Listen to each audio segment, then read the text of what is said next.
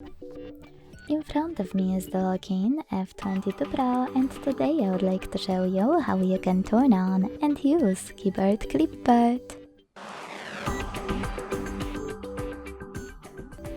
Begin by launching your keyboard and clicking on Clipboard at the top of it. Sorry, misclick. Finally, use this switcher to activate it and go back by clicking on this arrow at the top left corner.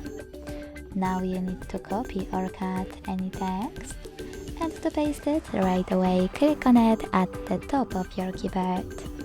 To paste it later on, click on Clipboard and tap on your text here.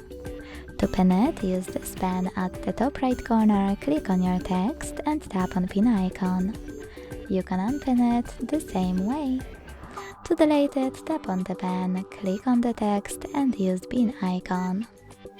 To disable Clipboard, hit the same switcher. Thanks so much for watching. If you enjoyed this video, leave a like, comment and subscribe. Bye!